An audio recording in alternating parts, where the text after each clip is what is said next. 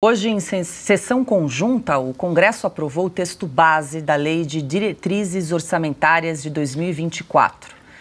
Mas tem muito mais. Antes desse início do recesso parlamentar, nós vamos agora a Brasília conversar com a nossa repórter Ruth Moraes para contar o que vem por aí nessa semana. Muito boa noite, Ruth. Seja bem-vinda aqui em Oeste Sem Filtro. Semana agitada em Brasília. Conta pra gente um resumo das pautas, o que tem por aí. Boa noite. Boa noite para você, Paula, para toda a nossa bancada e toda a audiência. Exatamente. A sessão do Congresso aprovou nesta tarde o texto base da Lei de Diretrizes Orçamentárias de 2024. É um texto que prevê as bases do que vai ser incluído no orçamento do próximo ano. Para além disso, nós apuramos aqui que foi adiado a votação do projeto de lei para taxar apostas, mais conhecido como projeto das bets. Esse texto deveria ser aprovado, deveria ser analisado pela Câmara nesta tarde, mas por falta de acordo, a proposta foi adiada. Ainda não se sabe se ela será apreciada nesta semana ou se só para 2024. Vale lembrar que há algumas semanas o Senado aprovou essa proposta e a bancada evangélica, que é ali a parte que está mais resistindo, a bancada evangélica, né, é a parte dos parlamentares que mais está resistindo em relação a esse texto, o que eles estão brigando é com relação à inclusão de cassinos de apostas. Então eles conseguiram derrubar um trecho do projeto que estava aqui no Senado para que a proposta incluísse cassinos e aprovou o projeto de lei sem esse trecho. Na Câmara, que é a última casa onde o projeto deve passar, o relator do texto pretende incluir novamente essa parte, mas a bancada evangélica apresentou muita resistência e por isso que até o momento o projeto não foi apreciado. Amanhã, na quarta-feira, às 3 horas da tarde, também vai acontecer a promulgação da proposta de emenda à Constituição da reforma tributária. Vai lembrar que quem promulga esse texto é o presidente do Congresso, o senador Rodrigo Pacheco, e o presidente Lula deve comparecer aqui também no Congresso para prestigiar este momento. Na quinta-feira, deve acontecer na sessão do Congresso a votação da Lei Orçamentária Anual, a LOA, né?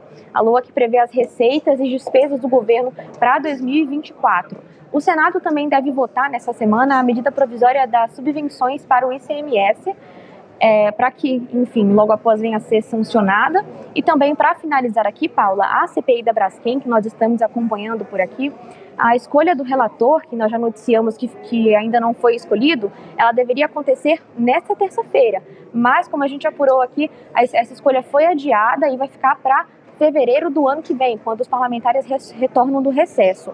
O que a gente apurou é que o relator ele deve ser um senador petista, o senador Rogério Carvalho, do PT de Sergipe.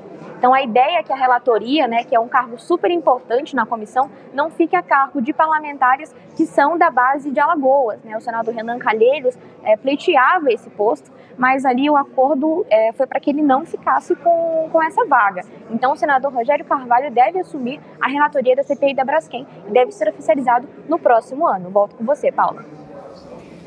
Ruth Moraes, direto de Brasília, obrigada pelas informações. Bom trabalho, Ruth. Obrigada, bom trabalho.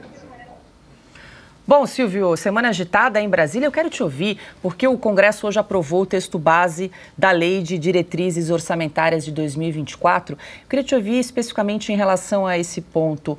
Você acha que o Congresso fica mais fortalecido com esse crescimento aí do volume de emendas, que foi aprovado 48 bilhões de reais em emendas, e também a fixação de um calendário para o pagamento desses valores, que é algo que me parece inédito, diferente nesse caso?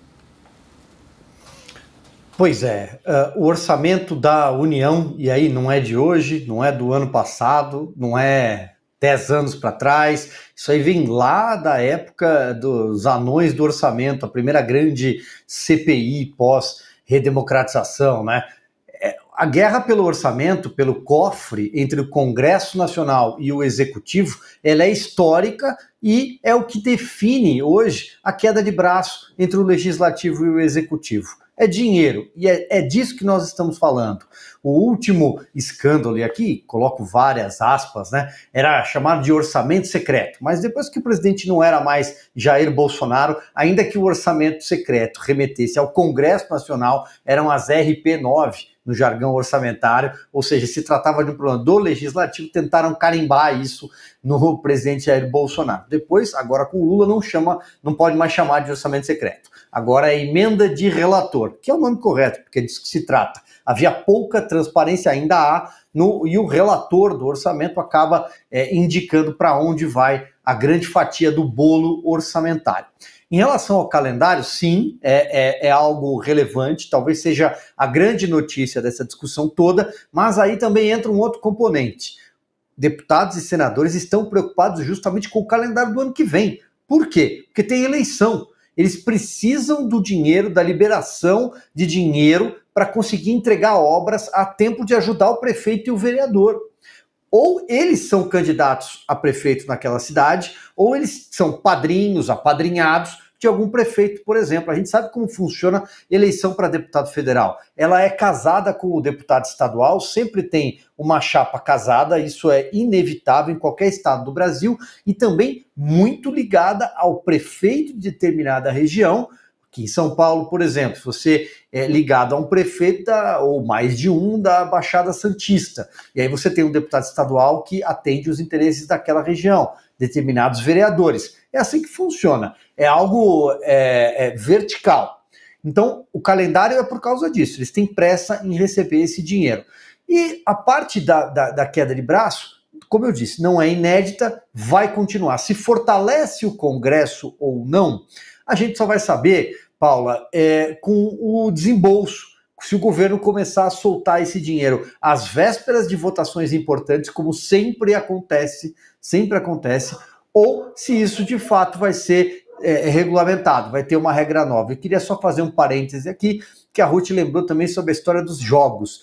De novo, a gente vai falar sobre liberação de jogos de azar no Brasil, e aí tudo isso remete, inclusive, ao primeiro governo Lula, porque foi lá em 2003 que surgiu a primeira grande crise do governo. Tinha um sujeito chamado Valdomiro Diniz, ele era ex-presidente da Lotterg, no Rio de Janeiro, foi colocado ali na política no Rio de Janeiro por conta de Antony Garotinho, Benedita da Silva, mas assumiu esse cargo de confiança debaixo da tutela, né, de José Dirceu no governo.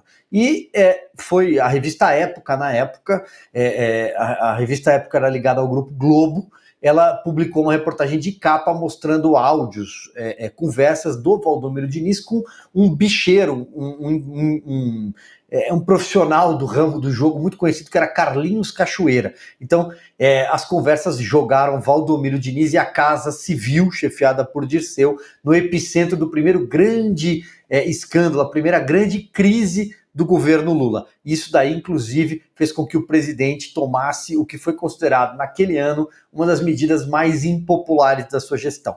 Lula mandou fechar os bingos no Brasil. Imagina a dor de cabeça que isso deu para ele e o prejuízo no eleitorado. Depois teve a CPI dos bingos, que só foi terminar junto com o Mensalão em 2005, mas é história para outro comentário.